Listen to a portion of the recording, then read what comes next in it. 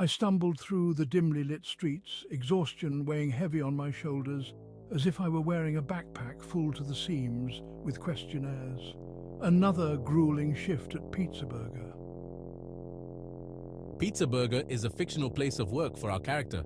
This establishment only sells pizza and burgers. The fluorescent glow of the streetlights provided by the council cast eerie shadows on the pavement as I trundled homeward, my footsteps echoing in the silent night. As I turned into a deserted road, I noticed the distant hum, bum bum bum rum tum tum of an engine rooter-toot-tooting louder and louder behind me. Glancing over my own shoulder 180 degrees like an owl, the headlights of a car were blinding me with these goddamn LEDs, closing in on me with obvious intent to kill.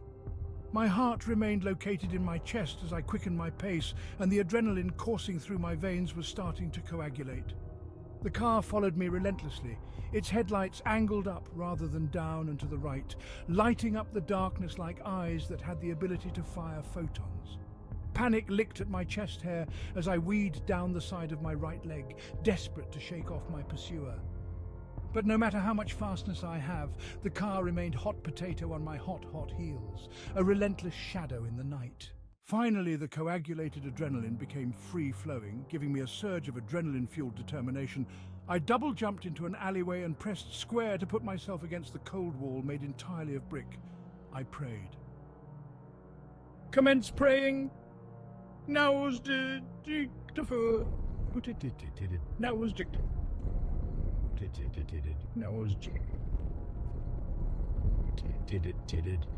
I stretched into eternity as I held my breath, listening to the ominous rumbling of the engine drawing closer.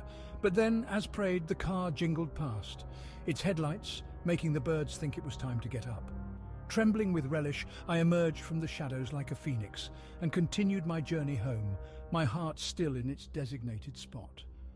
I slept awfully that night. Fumbles, I thought as I remembered. I was covering a shift for Veronica Faithnomore tomorrow. The next night, as I fudged wearily homeward once more, a sense of garlic hung heavy in my breath. Sure enough, the familiar rumple-dumple-doo of an engine prancing through the streets, sending a chill up my ooh. I used Sprint, weaving through the maze of integrity and side streets of despair. But this time, my pursuer was persistently persisting. For what felt like an eternity, I parkoured through the night, the car hot pants on my spicy heels like a relentless little devil. My lungs burned with exertion, my legs threatening to revoke my access to them, but still I pressed on like the main character, driven by sheer terror and the desperate need of a wee. Just as it seemed I could run no further, I bumbled onto my doorstep, my breaths coming in ragged gasps, each gasp releasing a little bit of wee. With trembling hands, I bumbled for my keys and bumbled inside, bumbling the door shut behind me and finally bumbling against it. The next night I knew I had work again. That night, as I made my weary little way home from Worky Poo's, the car returned with bigger wheels. This time they caught me off guard and jumped out of the car that was still moving, but just kind of glided into a walk, like in that film that I can't remember the name of. Maybe they did it in Wanted. Is that what it was called? With Angelina Jolie and X-Man guy, what's his bloody name? Patrick? No. Shit. I'm Googling it. James McAvoy. Or was it in that film, Red, with Bruce Willis? They gripped my arms like I was a prized possession as they dragged me towards the brum-brum. Are you even DBS checked, lads? I queried with intent.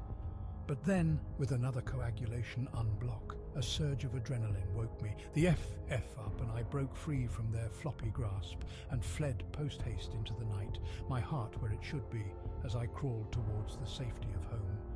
With all of my hands, I dialed Mr. Policeman, my voice trembling with natural vibrato as I recounted my ordeal. The next day, as I dribbled around in my apartment, rats gnawing at my insides, the police delivered their verdict. They had apprehended the suspects, but without evidence, they can't press charges. Ain't happening, fella. Ain't happening. As night fell once more, I found myself consumed by my own head sentences, uncertain of what horrors awaited me in the darkness.